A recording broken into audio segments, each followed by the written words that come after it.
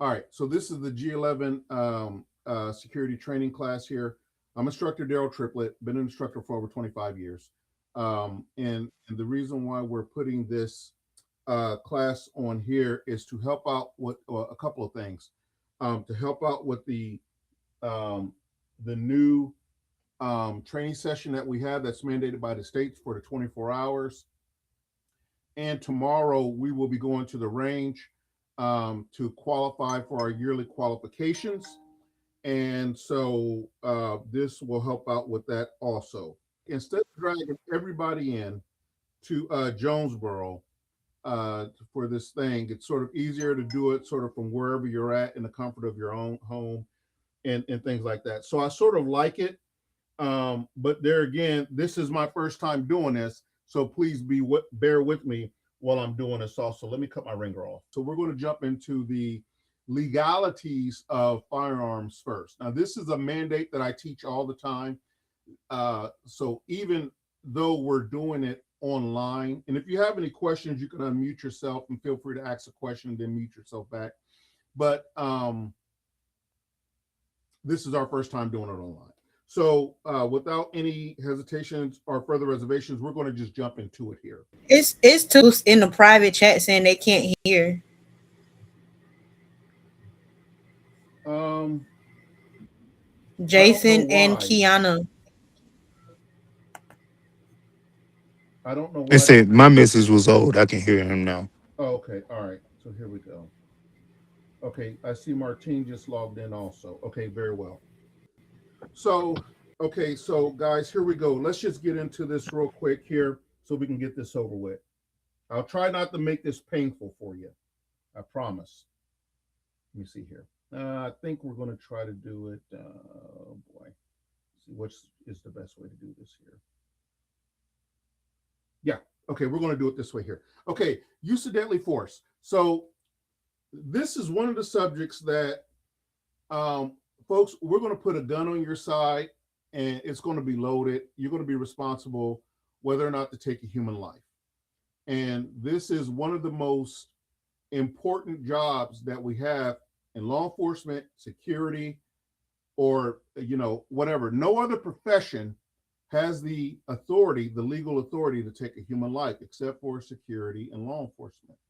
If you think about it, now there are justifiable reasons why a private individual can take a life, but in the course of your duties, you talk about doctors, lawyers, trash workers, anything else. No one is charged with that incredible responsibility to take a human life. And this is the reason why the state of Georgia has recognized this to be so important, and the reason why we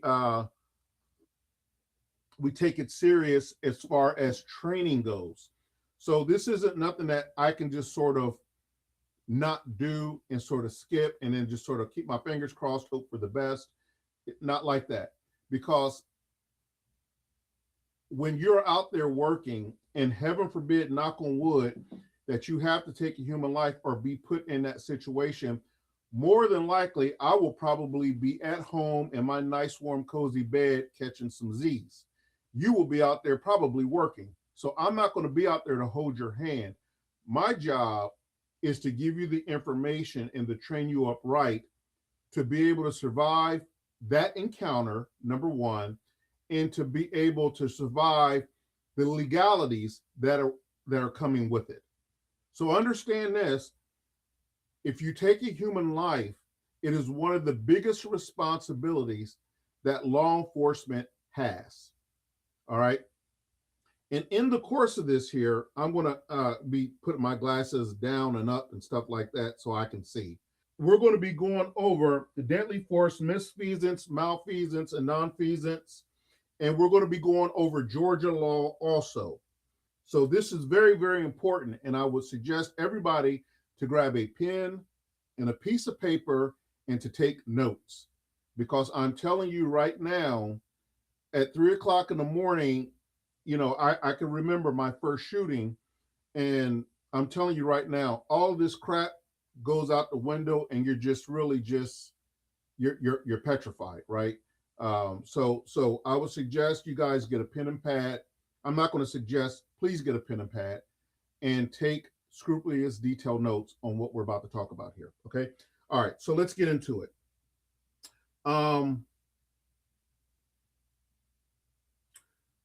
Knowing Georgia code on use of force is one of the most key things that we're going to get into here today.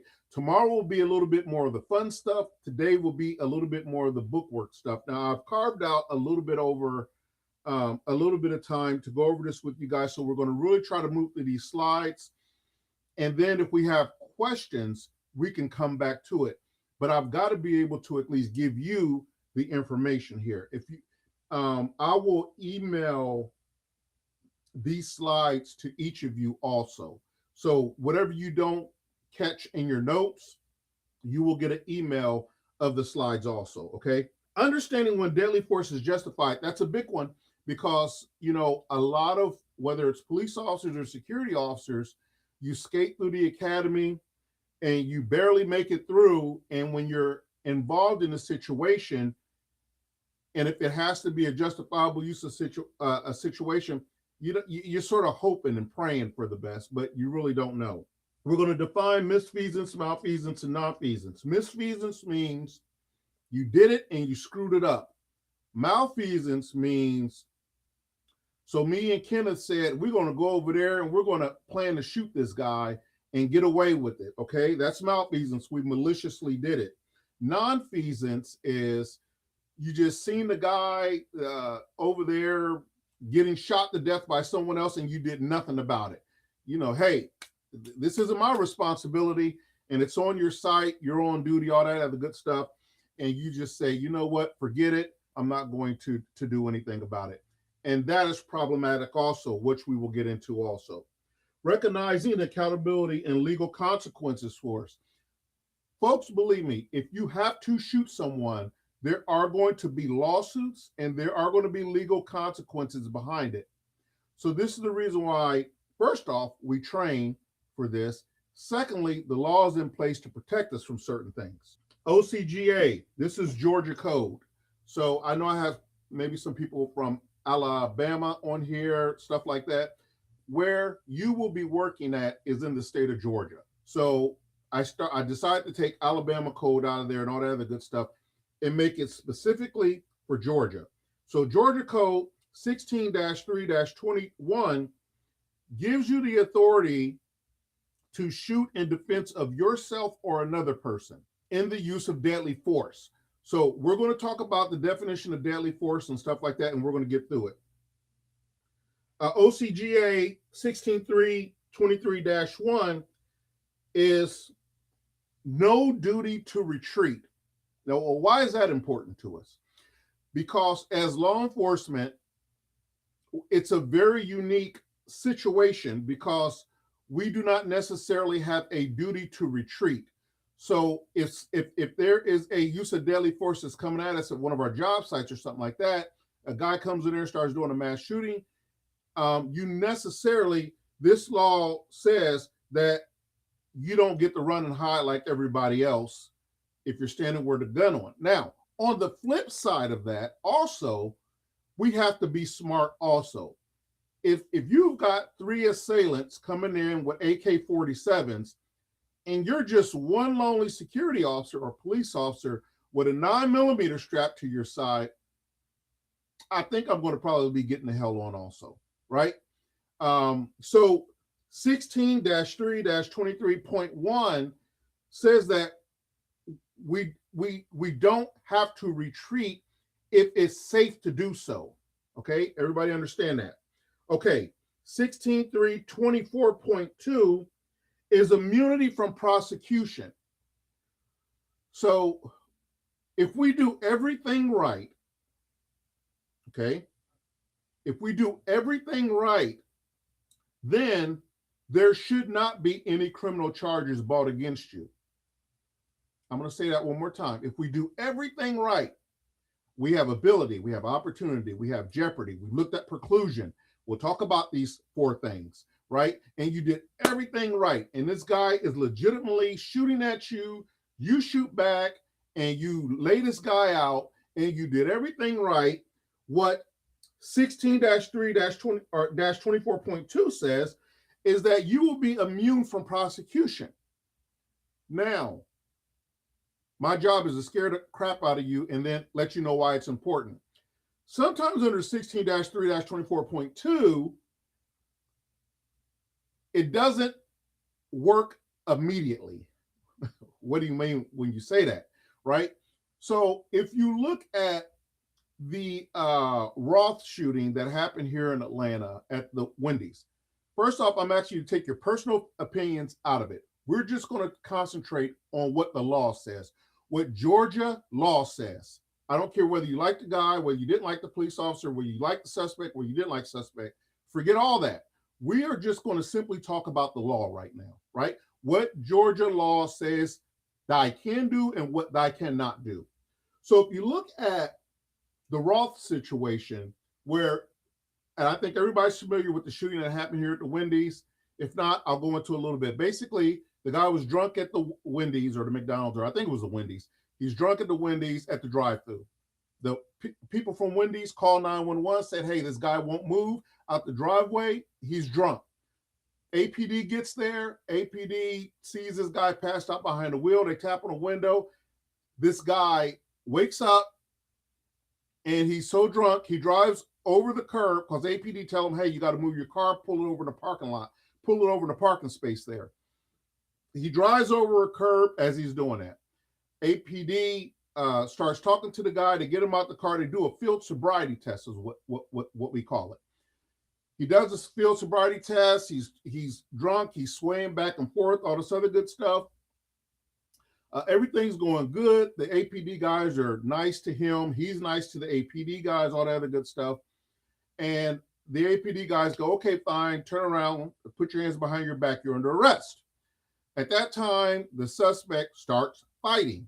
He takes one of the officer's tasers, gets one of the officer's tasers from him. He shoots another officer in the face with the taser, and he takes off running. When he takes off running, the APD officer opens up fire with him, shooting him in the back. And in the process of shooting him in the back, one of the rounds missed the suspect, hit a car, I think flattened a tire or something like that, ended up killing the guy. All right. Of course, now I want you to put yourself in the APD's situation as a security officer. So when we're talking about immune from prosecution, there are actually four things that you need in order to be justified in the use of force. Everybody write this down. Ability, and we're going to talk about this. Opportunity, jeopardy, and sometimes preclusion, okay? And we're going to go through these, each one of these a little bit later on. Ability, opportunity, jeopardy, preclusion, right? I know they really don't teach preclusion anymore, but I still do because I think it's very important. All right, so getting back to 16-3-24.2, when the officer ended up having to shoot and kill this guy, even though the suspect met all the criteria for ability, opportunity, jeopardy, preclusion, the officer still got prosecuted. Now, eventually it got dismissed, but it's a long battle. This guy had to go to jail, post bond, all this other good stuff, scrutinized on the news, dragged through the mud. There was riots, all this other stuff. So you could do everything right in this job and still land your ass on attack, is what I'm trying to tell you. Now, under 17-4-20, officers' use of force for an arrest. Now,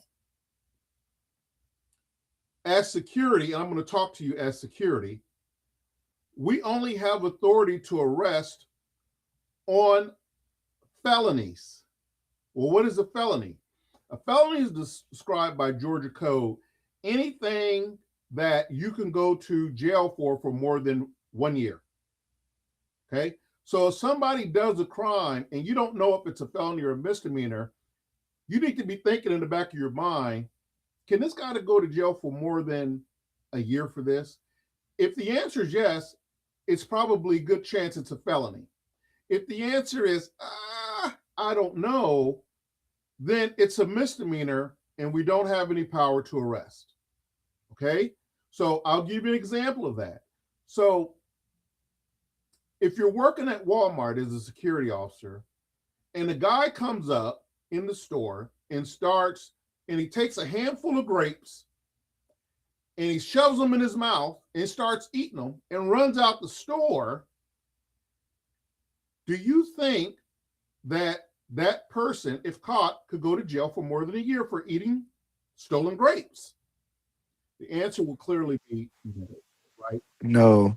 Right, absolutely. That's a misdemeanor, and that is not a felony offense. Same scenario, you're working at Walmart, and a guy comes in and shoots a guy in the head and kills him right there in front of you. Do you think you could possibly go to jail for more than a year for that? Yes, he could. I really believe you could. Absolutely. So that is a felony. Matter of fact, that's a forcible felony, and we'll talk about that in just a second. What is use of force? Any physical coercion to use control over a subject, governed by the Constitution, Georgia law, case law, and policy. Georgia law, case law, and policy will come into effect of this. This is the reason why we have these training classes, because if you go out here and you do something wrong, and they drag my sorry behind in the court and say, well, Mr. Triplett, did you teach him to shoot someone in the face over a handful of grapes? I'm going to go, no, sir, I did not. Okay? Now, I could like you all day long, but I'm not going to jail for you, and I'm not putting this company at risk for you. So when we do things out there on the streets, we have to take them seriously, and we have to know what the heck we're doing while we're out there. That is what the thing of use of force is. Deadly force is defined: force likely to cause death or serious bodily injury.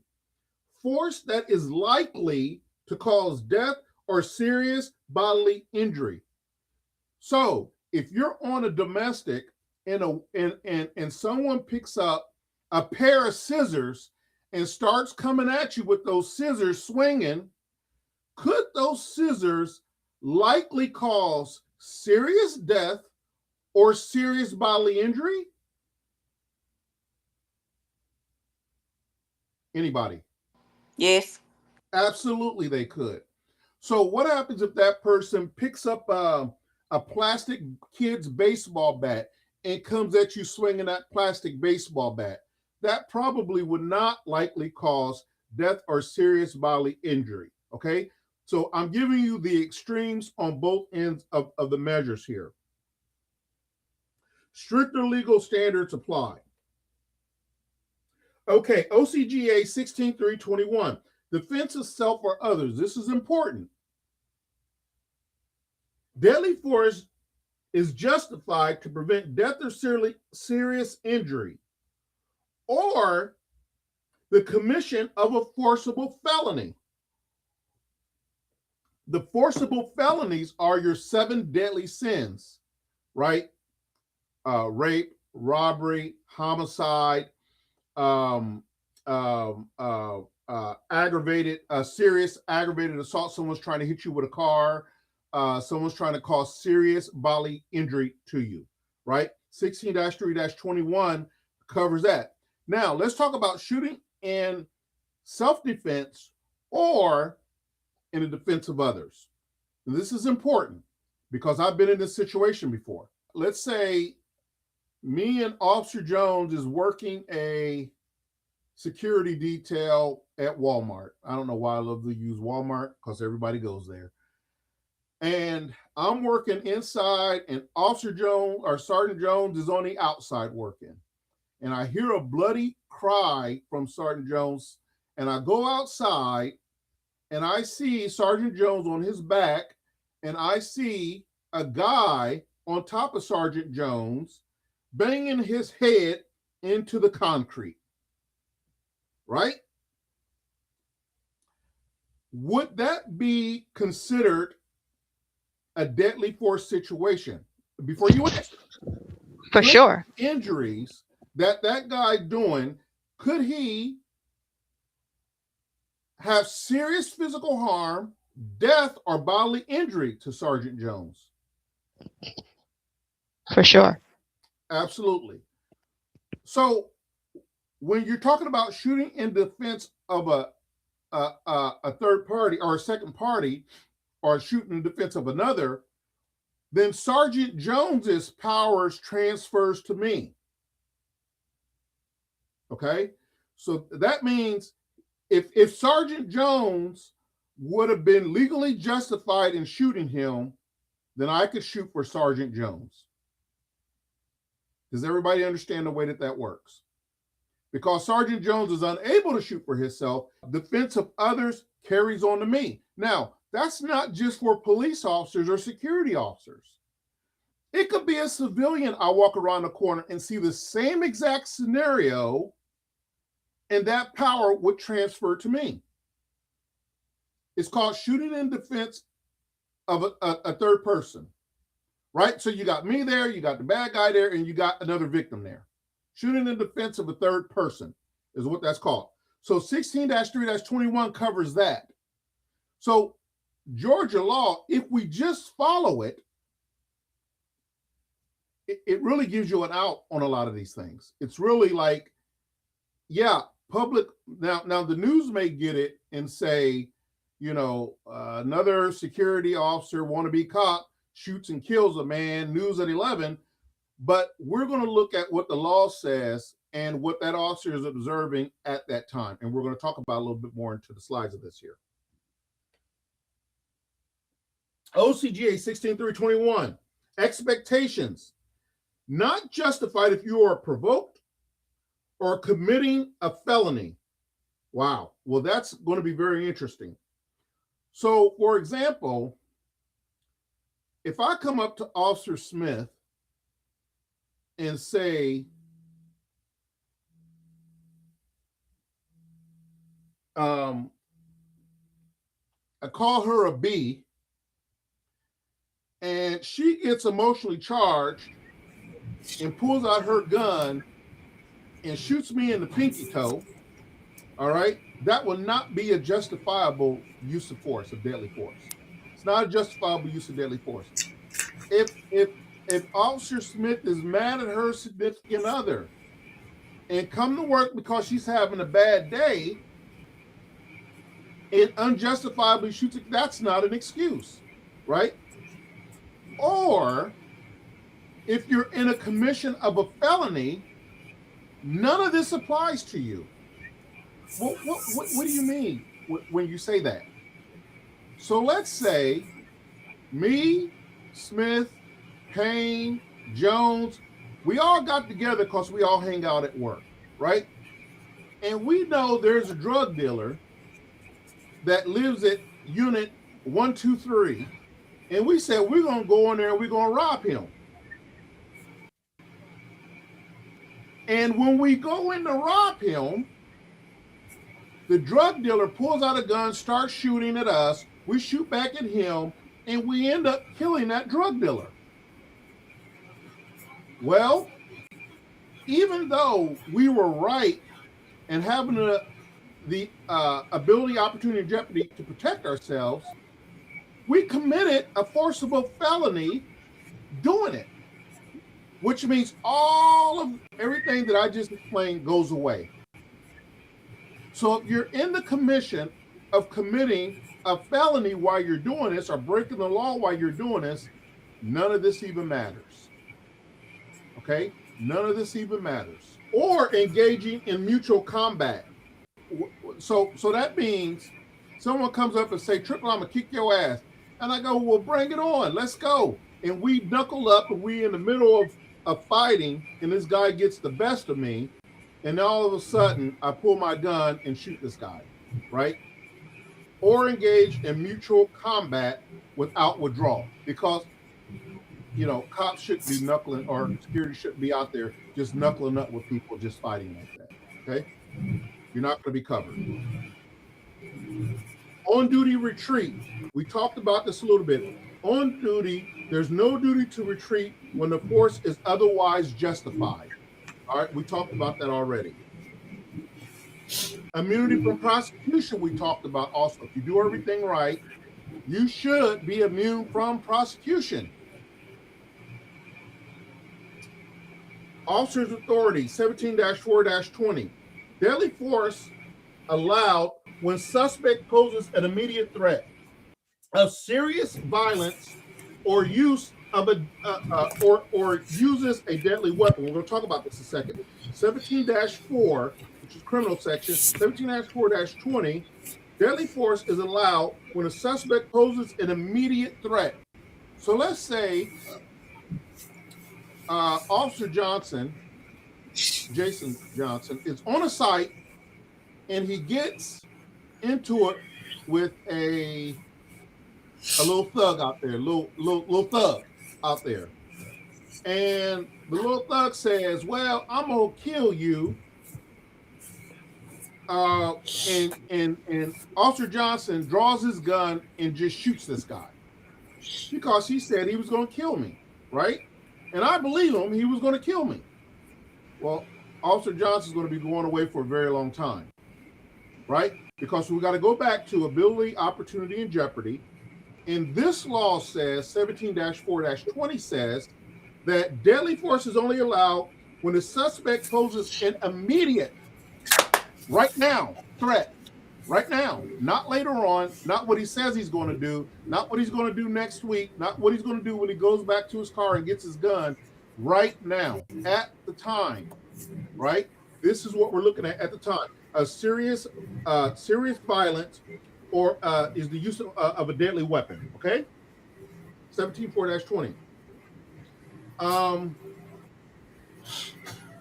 Now, remember we talked about ability, opportunity, jeopardy, preclusion. We're talking about the totality of the circumstances. So preclusion is sort of like totality of the circumstances. When they're looking at whether you're justified or not, they're going to look at, is there anything else you could have done other than shoot this guy or girl, right? Is there anything else you could have done other than shoot this guy or girl? They're going to look at the totality of the circumstances. So what the news does, they don't look at the totality of the circumstances. They just look at the worst part of the video, and then that's what they just keep looping over and over and over and over on the news, right? But they don't show what happened before this, which made that officer shoot, right? But court has to look at the totality of the circumstances, the whole kit and caboodle. Deadly force limitations. Deadly force is not to be limited for punishment, retaliation, or after the threat ends. How many officers, security officers, police officers have gotten in trouble for this? You're emotionally charged. This guy that tried to pull a gun and kill you, and by God, you're going to let him know he got the right one. And you're going to throw that last punch while this guy is handcuffed or down or no longer a threat. And that's what nails a lot of them in, right? That's what nails your coffin shut right there. The rule is when the cuffs go on, when the threat stops, it stops. There's no more punching, kicking, shooting, nothing like that, no matter how emotionally charged you are. All right. Once it's over with, it's over with. All right. Now these are very important because these are going to be your federal charges. These will be the federal charges. Misfeasance. A lawful act performed in a wrongful or negligent way. Misfeasance, which means you did it and you screwed it up. We have a perfectly good shooting situation, and my bullet goes beyond that person, the bad guy, and hits a mother with her baby walking to the store. Okay? Misfeasance. You did it and you screwed it up, basically. All right? So that's the reason why they say we don't shoot in the leg, we don't shoot in the arm. We shoot in the center part of the preferred area of the body, which is the most medius that will stop that bullet. Okay? That's the reason why. Because a lot of people say, well, you could have shot him in the leg. You could have shot him in the arm. Well, There's a lot of things we could have did, but that's not how we're trained. And if you're ever involved in a use of force situation, you can go on the stand and say, I was never trained to shoot in the arm. I was never trained to shoot in the leg. I was trained to shoot in the center part of the torso in order to eliminate the threat. If this guy dies as a part of that, then that's his business, not mine. But this is where we're taught to shoot at, in the center part of the torso here. Occasionally, we will do what we call fail to stop drills, and we will do this tomorrow in case someone has body armor on. We will execute a headshot. It's called fail to stop drill, and we'll get into that a little bit more tomorrow. Malfeasance, intentional, unlawful, or wrongful conduct by an officer. We talked about malfeasance. You know, me, Smith, Jones, Payne, we all got together. We're going to rob this guy, right? Okay. That's malfeasance. You maliciously conspire to do something unlawful. That's malfeasance. And nonfeasance is, well, Chief Triplett done scared me so bad I ain't doing nothing. I don't care if she's over there getting raped. I'm just gonna let them rape her, and hey, I tried.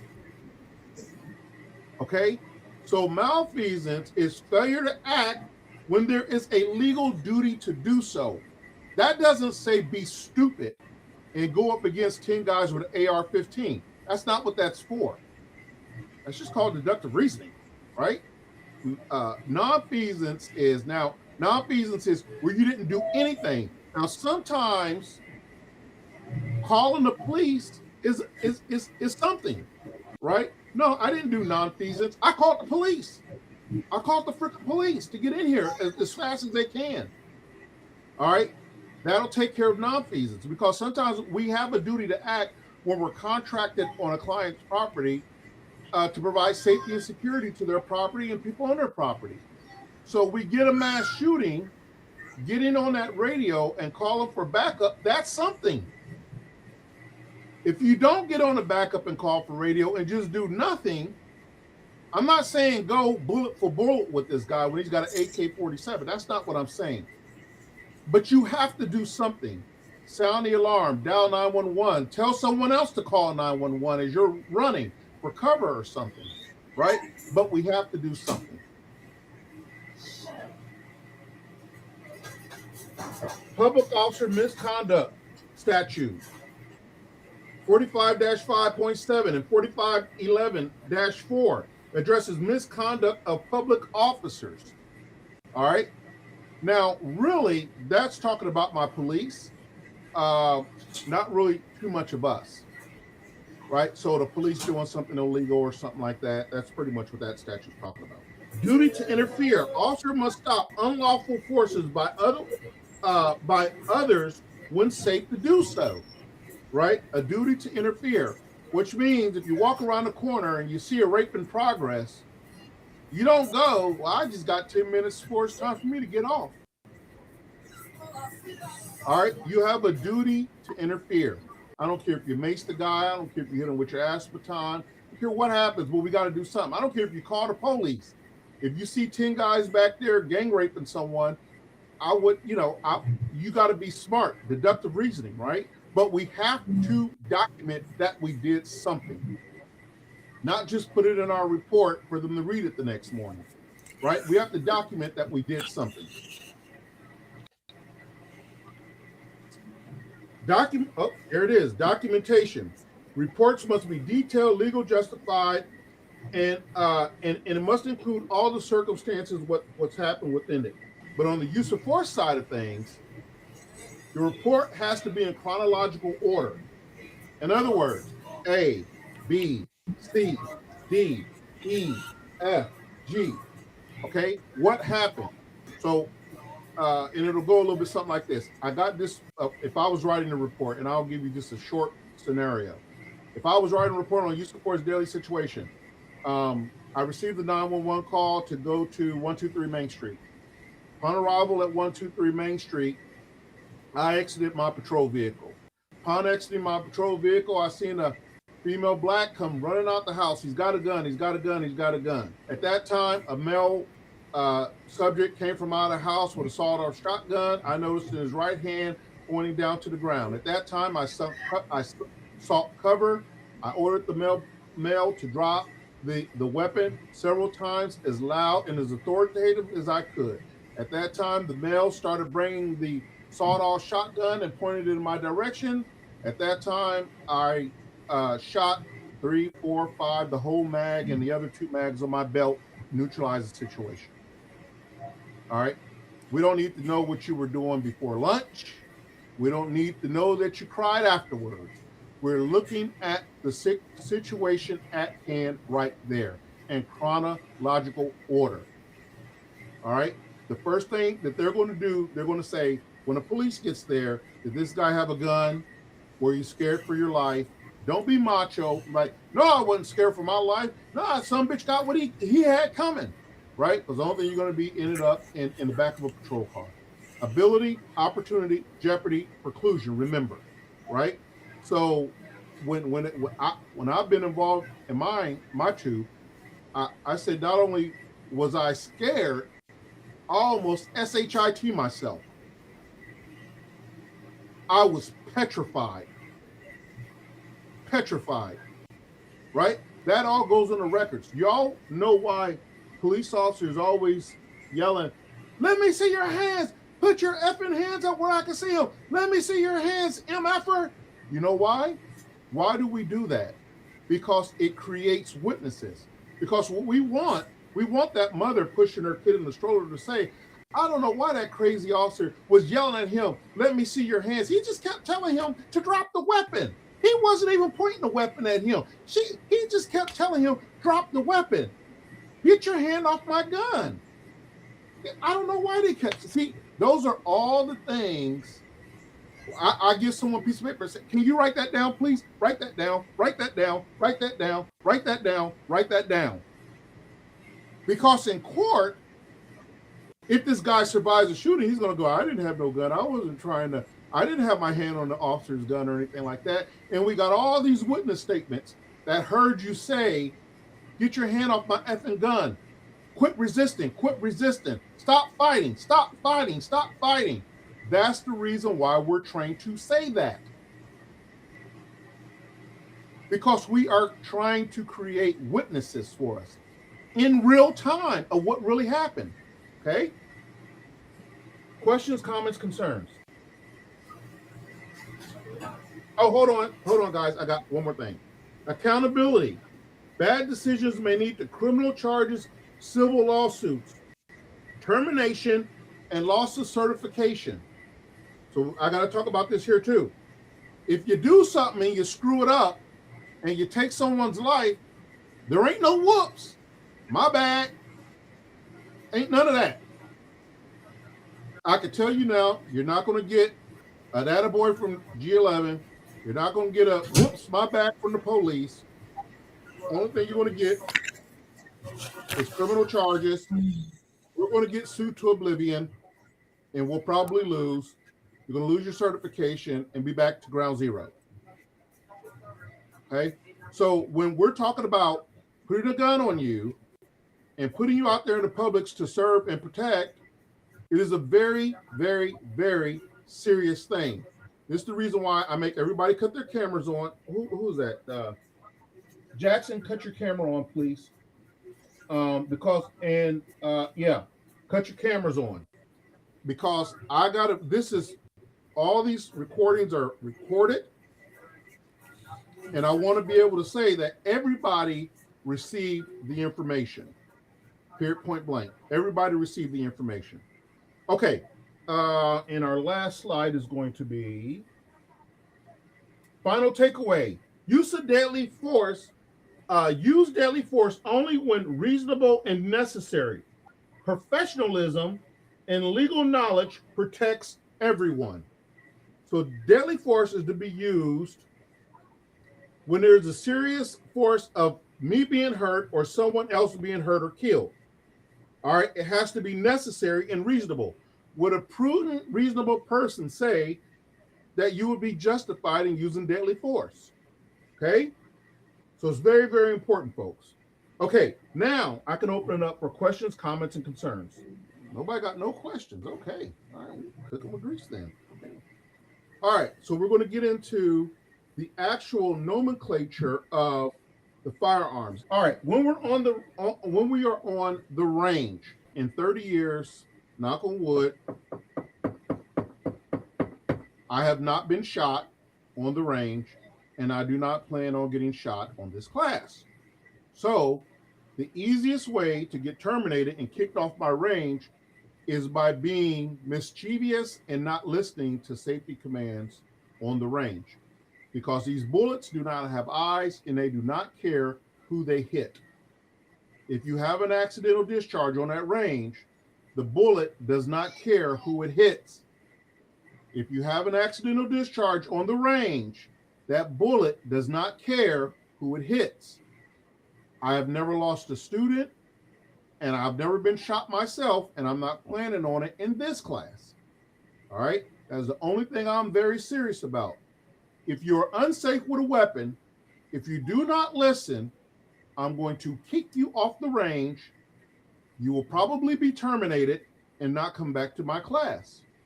I am telling you that to your face, or to camera to face, up front and personal. All right? This is the only part of the class that I'm very serious about. We do not grab ass and play around when it comes to loaded firearms, and you will see why. All right, so the first safety rule is, who wants to read with me? Can everybody see this? Nobody can see this. Yes, I can It's see it. it's Yes, I can small. see. That's All right, it. someone read the first line. Always keep the muzzle pointed in a safe direction. Correct. So if you're talking about this is your gun, this is your muzzle, all right, you always keep it pointed in a safe direction. You don't go, oh, Chief Triplett, hold on a second. I got a question. And this and that, and this and that, and this and that, right? That's not pointing your gun in the safe direction. Your safe direction is always going to be if downrange is will be behind me, in front of you, but if downrange is behind me, let's just say behind me, then you would be keeping the muzzle of your gun pointed that way. Always. Never turn around and say, hey, my gun is jammed. Right? Okay, somebody read number 2. Firearms should be unloaded when not actually in use. Absolutely. So nobody comes to the range with a loaded gun. We will provide the ammo. We will provide you when to load it, all that other good stuff. Number 3.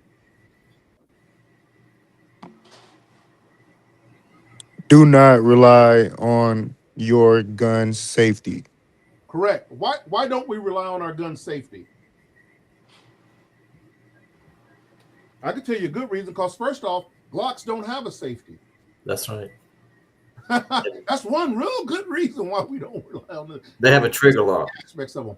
When you're talking about your Smith & Wessons, your Colt 45s, your SIGs and stuff like that, they do, but we don't carry those. We carry Glock 19, 9mm, which do not have, they actually do have a safety mechanism on it, and we're going to talk about that, but it's a very slight safety mechanism.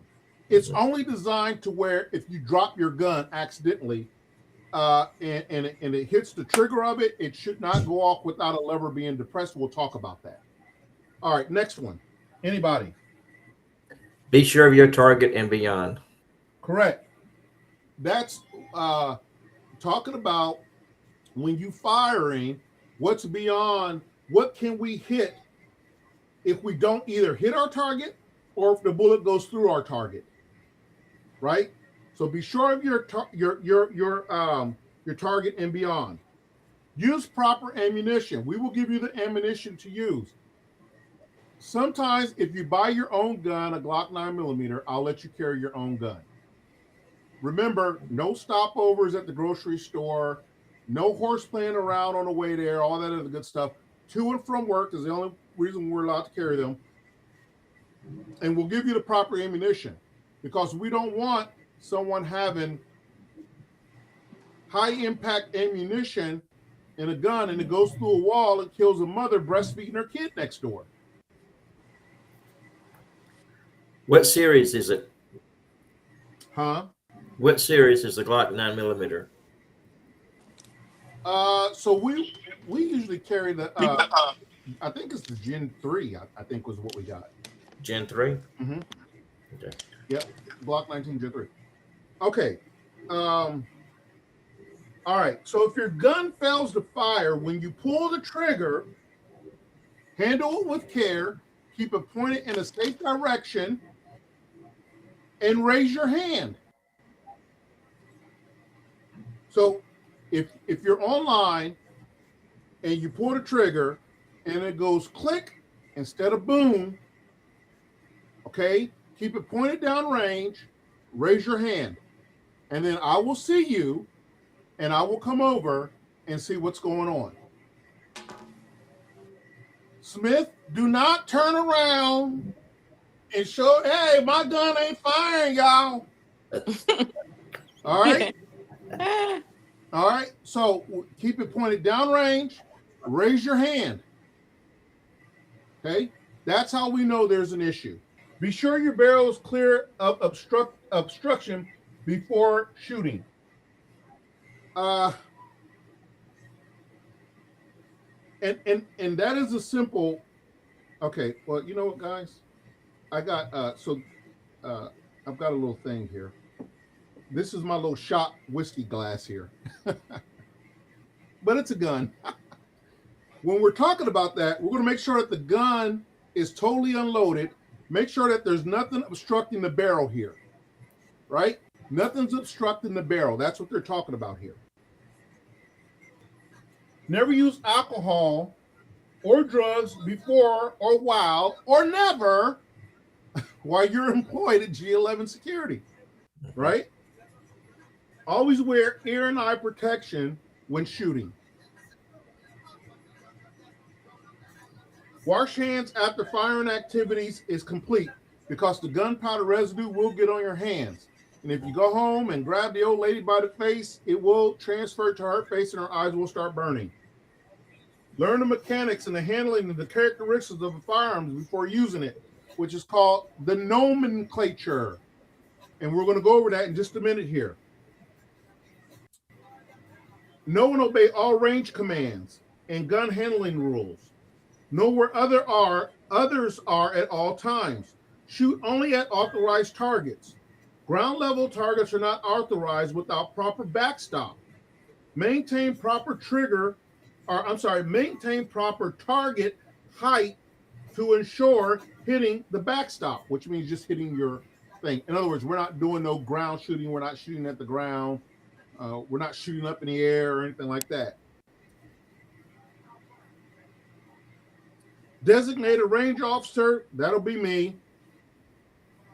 If I call a ceasefire, during a ceasefire, unload, open the action, remove the magazines, and ground and bench all firearms. Ground and bench all firearms. Okay? And I'll show you what I mean by that here. I'm going to need, guys, why don't we take a quick 2-minute break. I got to run up and grab a firearm real quick, and I'll be right back, okay? Take a quick. All right. All right, don't log. Just you could just set your phones down or whatever, but I'll be right back. Okay, are we back? Everybody hear me? Yep. Yep. Yep. All right, so when we were talking about during a ceasefire, unload all weapons, open the action. So generally, all weapons should be carried in a holster. This is an off-duty holster, but I do have an example, on-duty holster right here also, right? So this is for your on-duty with your Sam Brown belt here and all that other good stuff. And then this is for your sort of off-duty or undercover carry weapon, right? So we'll talk about the this one here first. So if I call a ceasefire, this gun is unloaded, as you can see. This gun is unloaded. I put my finger through there. Nothing's in the barrel. Nothing like that. I can pull the trigger. Okay. What we call a ceasefire with these weapons, this is a Glock 19, second gen. This is the barrel of the weapon here. This is what we call the barrel of the weapon here, the muzzle. This is your front sight right here. Can y'all see a good picture of this? Can y'all see this? I mean, you're miniature, but I can It's see a yeah, little bit. it's little, yeah. Yeah. Hold on. Yeah, There you Oh, go. yeah. There you go. Okay, now you can see yeah. it. Yeah. Yeah, that's better. Now we Okay. see you. All right. So this is a Glock 19 9mm weapon. This is unloaded, as you can see here. There's no mag in the cylinder here, and there is no rounds in the barrel, also in the mag well. All right, so let's talk about this for just a second here. First off, the only safety that this gun has is one safety on this weapon, and that safety is right here on the trigger of this weapon. You will see there's a little lip that comes out of the safety or out of the trigger, and that here is a safety latch back here. So this gun will not fire just like this. As you can see, I'm bending the pin on it and it's not firing at all, right? If this little lip is depressed, this gun will fire. That's the only safety that this gun has on it. It's the only safety it has on it, folks. So this is the reason why I say it is so crucial to when you're handling weapons to make sure your finger is on the outside of the trigger guard. This is outside of the trigger guard. This is the mark of a professional. This is the mark of an amateur. Professional, amateur. Professional, amateur, right? If we are clearing a building or anything to the sort, we don't clear a building like this. We clear a building like this. Okay? Reason why is because if we clear a building like this and someone jumps out from in front of us, and we accidentally go whoops, this gun's gonna go bang. We don't have ability, opportunity, jeopardy. We're just going to prison. That's all we're doing. Okay? So we always clear buildings like this. Everyone should be able to see my finger outside of the trigger guard right here. Okay? Thumbs up for everybody if you see it. Thumbs up. Thumbs up. Okay, good. Finger outside of the trigger guard right here. All right? Mark of a professional, mark of an amateur. Sometimes when you're on the range and we tell you holster your weapon, most of our accidental discharges come like this. They holster in their weapon and they go like this. Look what just happened. Oh, wow. Do y'all understand? Wow. That bullet's got to go somewhere. It's Right. gonna hit someone. Okay? It's going to go bang. It's going to probably shoot you in the leg and me in the ass. I'm not going to be happy. All right? So when we are holstering our weapons, we have the finger on the outside of the trigger guard and we holster it. Questions, comments, concerns? All right?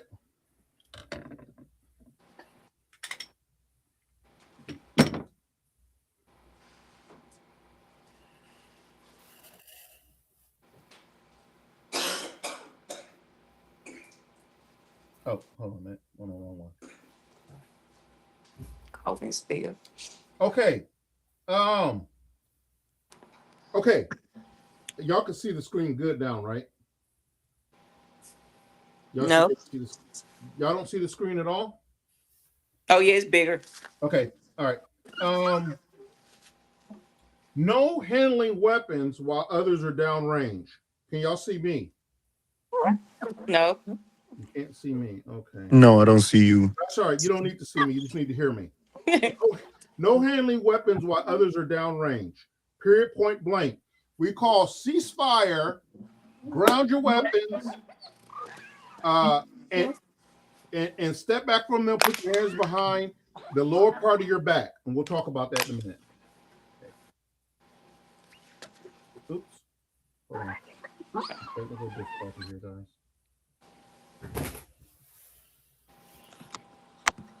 All right. Always keep the muzzle pointed to the backstop. Dispose of misfired rounds properly. If we have a round doesn't go off, they have a container for that there. All right. We'll dispose of that properly. Dispose of rounds in a container of, we don't do that, of oil inside a canister marking live round ammunition. We don't do that. We just put it in a barrel where they remanufacture the round. Okay, your targets are usually paper or cardboard targets, which are called pistol targets, and we'll go over those when we get on the range, actually. Target frame metal. Let me see here. Commander Williams, he wants to come on. We'll bring him on. So what they're talking about there is most of your targets have a little metal piece up there. You probably need to see me now. They have a little metal piece up there that holds your target up, and then your target clips onto these little paper clips. Mm-hmm. Well, if you hit that metal little piece just right, that bullet could ricochet. That's what they're talking about. So be very careful about that. Be very careful about that.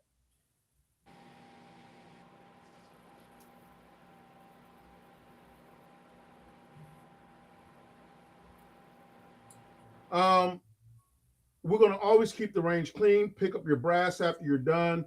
In other words, they have a broom there. We'll just sweep up the brass after we're done, and that's that. Put it in a barrel for the brass. We're going to move through this here for some of these things. Range commands. This is something you're going to need to know, everybody.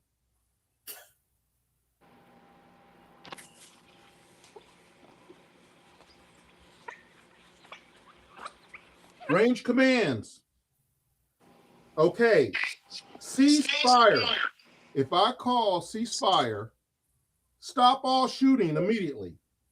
Participants immediately stop shootings. Continue to keep their muzzle pointed down range. Remove finger from the trigger within the trigger guard.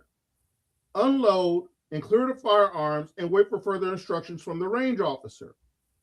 So it'll look something like this. If we are shooting at the range and you're online and you're shooting, and I call a ceasefire, I tell you what, generally what I do, if I call a ceasefire, just take your weapons, put it on the table, barrel pointed down range, step back, and put your hands behind in the middle part of your back, both hands in the middle part of your back. The reason why I do that is because I know no one's handling the gun at that time.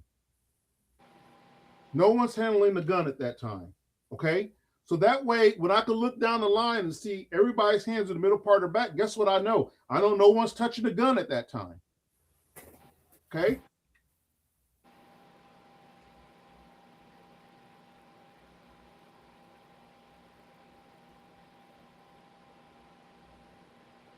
Misfires.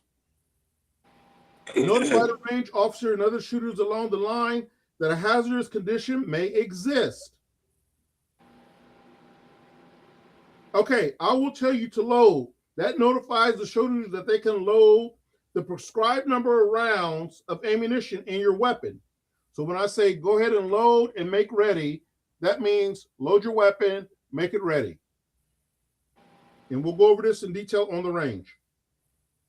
I'll say the line is ready to the right, ready to the left. That determines if all shooters along the line are ready to actively shoot.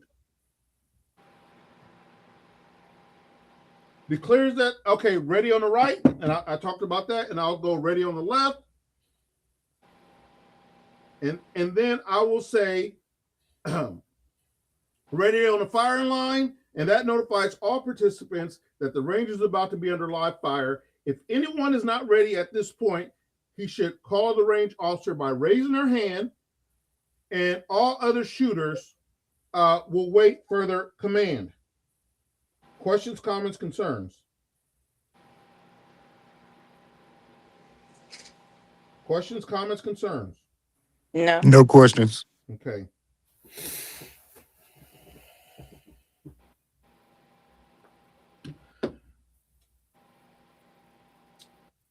And then I will say commence firing. That declares that the range is formally open for live fire.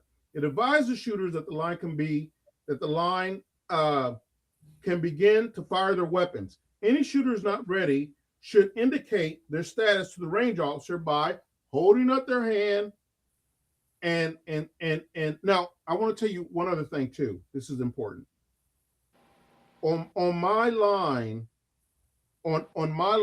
anybody can call a ceasefire. What does that mean? So let's say I'm dealing with another student and Officer Johnson sees something that's unsafe. He can call a ceasefire, and everybody is to ground their weapons, point them down range, step back, put your hands in the middle part of your back. Right? Anybody can call a ceasefire because you may see something that I don't see. That's dangerous. So on my range, the way that I operate, anybody can call a ceasefire. Anybody can call a ceasefire.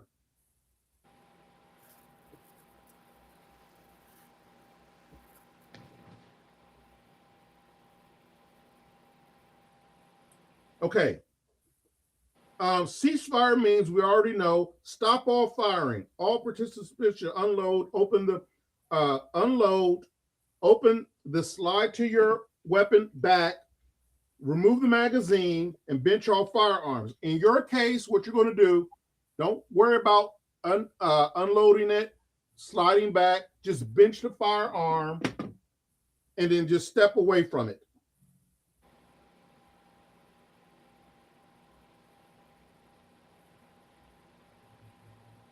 Okay, at that time, I'll say, hey, the range is clear, and then I can go handle the business, whatever needs to be handled.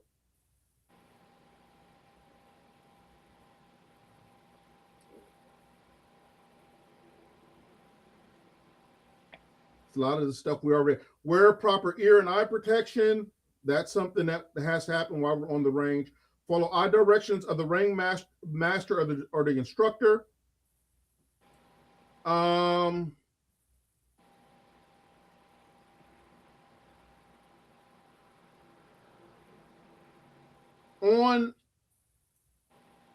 On the line, it'll be sort of impossible for you to go forward the place that we're going because they have a bench in front of you. Just nobody ever don't go on the firing, beyond the firing line. You can go behind it, but not in front of it because people will actively live shoot. They're live shooting. And we don't like any accidents to even remotely happen. If you see something unsafe, let the instructor know immediately. You can call a ceasefire. Okay? Inspect that the ammunition that you're shooting matches the handgun that you're with. So, for example, if this is a Glock 9mm, if I take a mag and insert in here and it's a 45 caliber round, will that 45 caliber round fit in this chamber? No, it will not. Uh-huh. They're a lot fatter bullets. They're more fatter than that, right? So that's what they're talking about with that. Use your proper ammunition for the proper weapon. If you have a 45 caliber weapon, then that's fine. You can utilize that, the 45 caliber weapon, but you have to have 45 caliber ammunition.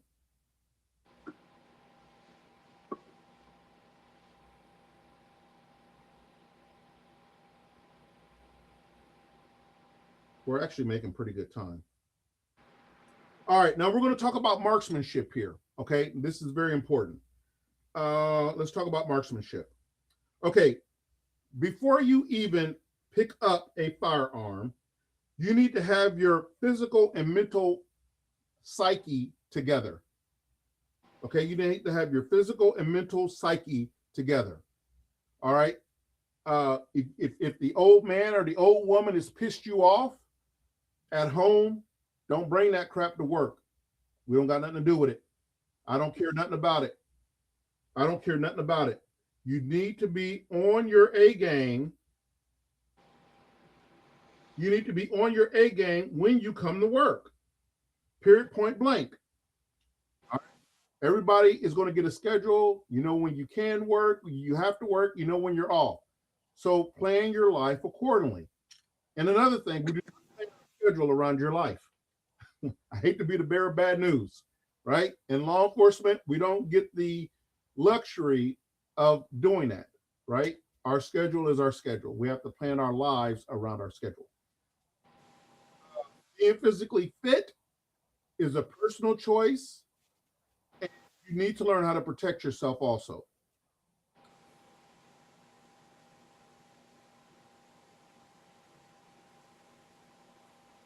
Okay, so when we're talking about the stance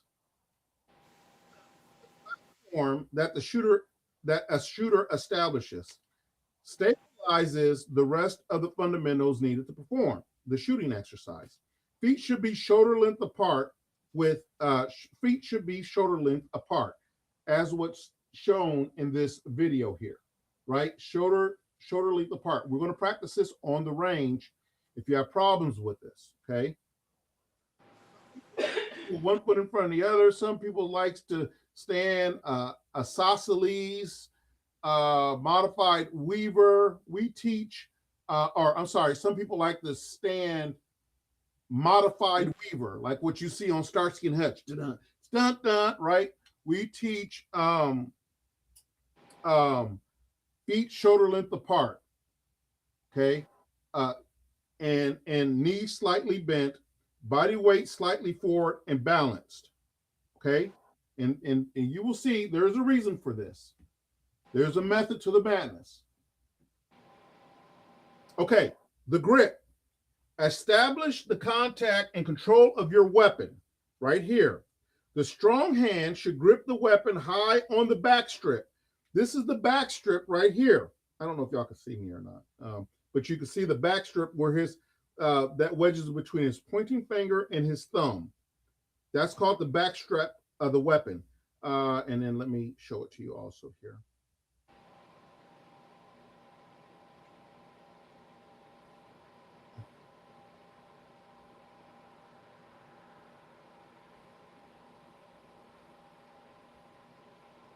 Okay, this is the back strap of the weapon here. So your hand, when it makes contact with your weapon, should be just like this here. On the other side, it should look like this here. Just like this, right? Not like this. All right.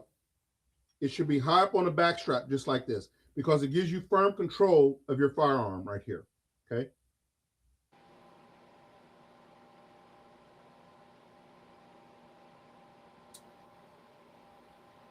Finger always outside of the trigger guard, which this guy is clearly shooting, so his finger is actually on the trigger, but it should be if you're not shooting outside of the trigger guard. Make contact in the middle of the first pad of your fingers. The two other fingers, the other fingers wrapped around the grip and grasp the weapon firmly. Do not over tighten, so it'll look something like this. If it'll come back to me, yes. So it will look something when you're ready to shoot. When you're ready to shoot, it will look something like this. Just the pad of your finger. Notice my finger ain't all in here like this. All right, it's not like that. It's high up on the back strap, and just the tip part of my finger is on the trigger. So it makes like an L shape here. If you can see the L shape, there's a method for the madness, trust me. All right, it's not in here like this. All right. All right, it's not in there like that. It's in there like this here. All right.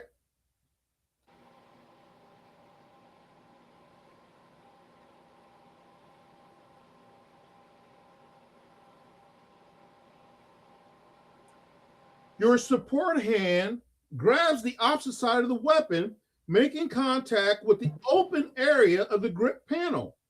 The thumb lies just under the strong hand thumb. So it looks a little something like this. So like this here, and then you take your other hand, this hand, and you wrap around here, these 4 fingers. And now some people shoot it thumb over thumb, or some people cross it. I don't care which way you do it. You can cross it this way, or you can shoot thumb over thumb. Some people like this better, says it gives them more control of the gun. I shoot this way with thumb over locking it in like this. That's just more comfortable for me. Some people could shoot this way and be just as fine with it. Okay.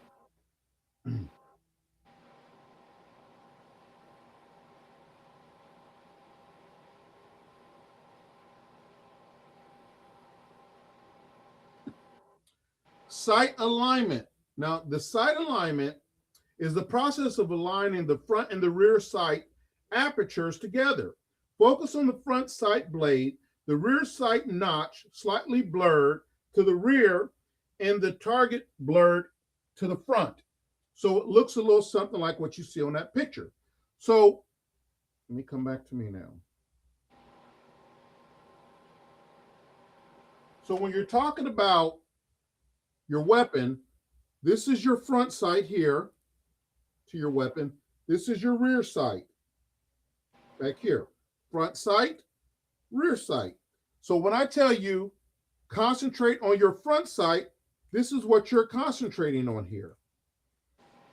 You want to line up, I don't know how this looks here. I don't know.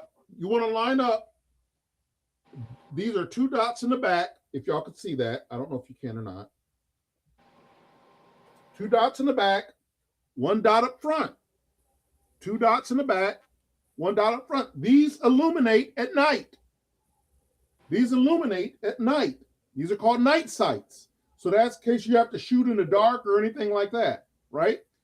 So the whole key purpose is to align this front sight in between these 2 rear sights, line it up on the target, and slowly start pulling back your trigger. Now we'll go over that in more details in case you need help for my non-experienced shooters. We're happy to go over that with you. Okay, so your sight alignment should look something like that. Your target that you're aiming at, if doing it right, should be blurred, should be slightly blurred. You should be able to make out the silhouette of the target, but it should be, by your eyesight, how you're looking, should be slightly blurred. So don't freak out. Your grip, your 4 fingers wrap around and overlap the strong hand fingers. This applies the majority of the force to the grip of the weapon. The strong hand can relax somewhat to apply the pressure needed to pull the trigger.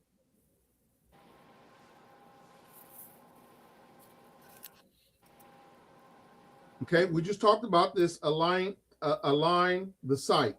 All right, we just talked about that. The sight picture, we just talked about that, should be slightly blurred. Also, your sight should have a 6 o'clock relationship to the target's bullseye.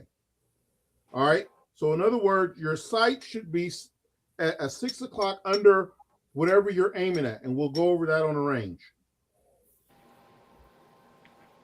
Too much concentration on the target, the front sights may drift into a poor targeting area.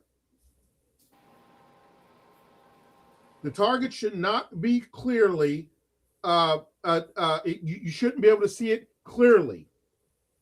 All right. Let the sights go out of focus. A poor shot will almost certainly result. If you can see it and your sight is not slightly out of focus, you're doing something wrong. Trigger control. The most important thing besides lining up your sights when it comes to shooting is your trigger control. Most of us, and I've got to show you this. Hold on. Come back to me. Actually, hold on. Let me go back here and read that first real quick. Okay. The most important fundamental when firing a handgun, steadily press the trigger towards the rear until the round is fired. Now, what we'll see on the range is this here. I'm gonna pick on Officer Jackson because I ain't picked on her yet. Jackson will be on the line, and she'll be on line, and I'll do it from a side angle so you can see it. Hopefully, here, and you'll. I don't know if you guys can see this or not. I'll bring it in just a little bit. You'll be pointing your weapon, finger will be outside of the trigger guard, and I'll say, okay, ready on the right, ready on the left, commence firing. And Jackson will go like this. Watch the front side of my gun. Do you see that? It's a big over exaggeration. Do you see this here? You'll go like this. That little bit of movement of your gun going down like that will result in a missed shot. So how we want to do is we want the pad of the finger. I don't know if y'all can see me or not. Let me try it this way here. No, I don't know. This is sort of interesting. The pad of the finger right there, and we want it slowly pulling back towards me. You see how the barrel of the gun does not move whatsoever, right? So the pad of the finger on there, and slowly start pulling back. I'm going to say, while you're pulling back, I want you to say front sight, front sight, front sight, front sight. I want you looking at that front sight. The reason why I do that is if you're concentrating on the front sight, you're not thinking about this gun going boom. Each shot should make you jump a little bit inside. That's how you know you got the perfect sight. Picture, sight alignment, and trigger control, right? So I'll go, okay, commence firing, or I'll say threat, and you'll hop around. You're like front. You're looking, and you're going on your front sight, front sight, front sight, front sight, front sight, front sight. Boom! And before you know it, that gun has already done what it needed to do. Questions, comments, concerns?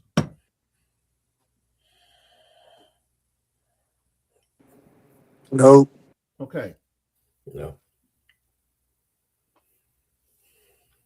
Trigger control. Keep constant pressure on the trigger towards the rear without disrupting the sight picture and alignment. Use the same speed throughout the process. Even if a perfect sight alignment is not maintained and the sight is wobbly slightly but remains on the target with the proper trigger control, the round will strike the target in the area being aimed at.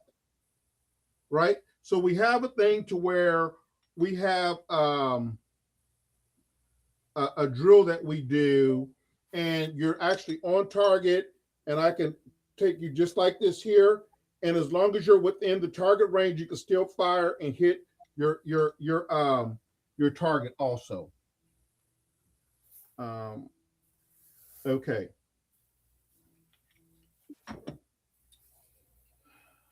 Let's see here.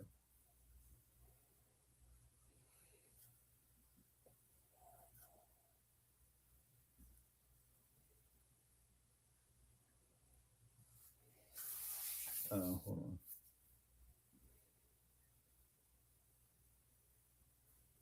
Okay. Okay. 2 more slides, guys. Trigger control. If proper trigger control is not maintained, it disrupts the sights and causes the round not to strike the target area. Follow up after the round is fired. Reset the trigger for the next shot. Align the sights. Establish a good sight picture. Conduct a proper trigger control.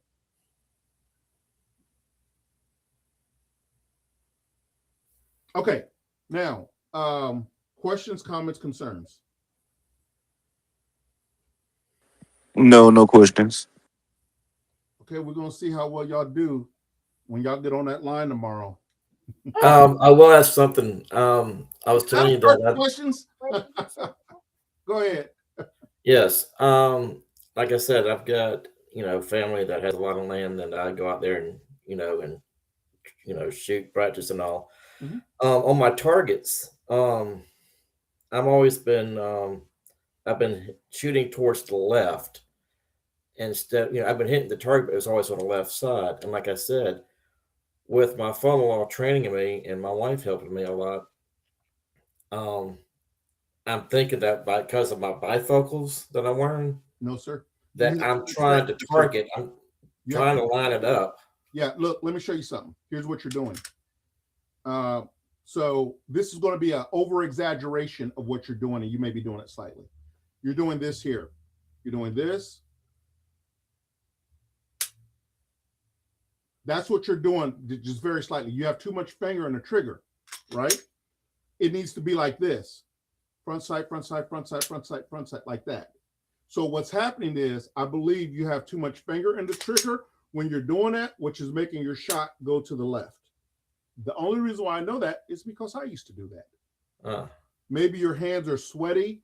Maybe you got too much finger in the trigger guard, but you're not depressing the trigger straight back to you. So it's like that there. What you're doing is this.